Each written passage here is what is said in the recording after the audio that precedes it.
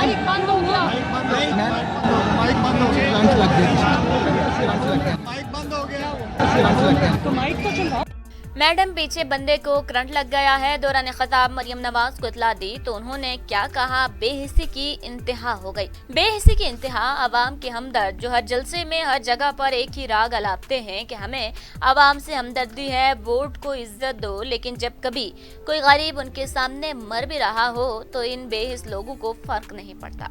ऐसा ही एक वाकया मरियम नवाज के गुज़िश्ता रोज के जलसे में पेश आया। नाज़रीन, मुस्लिम लीग नून की नायब सदर मरियम नवाज की बड़ी बेहिसी सामने आई है। बेहिसी को आप क्या कहेंगे, जिसमें मरियम नवाज को जलसे में खिताब के दौरान एक शख्स को करंट लगने की खबर दी गई, लेकिन उन्हें बंद माइक की फिक्र पड़ी रही। तफसीलात के मुताबिक गुज़िश्ता रोज हल्का PP 167 ग्रीन टाउन में खिताब के दौरान मरियम नवाज की बेहिसी का एक और वाकया सामने आया। ज़िम्नी इंतखाब की मुहिम के दौरान खिताब के वक्त अचानक माइक बंद हो गया और उन्हें तकरीर रोकनी पड़ गई। मरियम नवाज ने कहा कि क्या हुआ, माइक बंद हो गया। वीडियो में देखा जा सकता है कि नीचे से आवाज आई कि मैम पीछे बंदे को करंट लग गया है, लेकिन इस बात पर फिक्रमंद होने के बजाय मरियम नवाज ने जवाब में बेहिसी की इंतहा कर दी। मरियम नवाज ने मुतासरा शख्स के बारे में कुछ नहीं कहा, ना खैरियत दरियाफ्त की, बल्कि अपने माइक और खिताब की फिक्र में पड़ी रही और उन्होंने इस मौका पर कहा कि माइक तो चला दो। इसी दौरान जलसे में नजीर चौहान का नाम लेने पर लोगों के लोटे लोटे के नारे भी लग गए थे,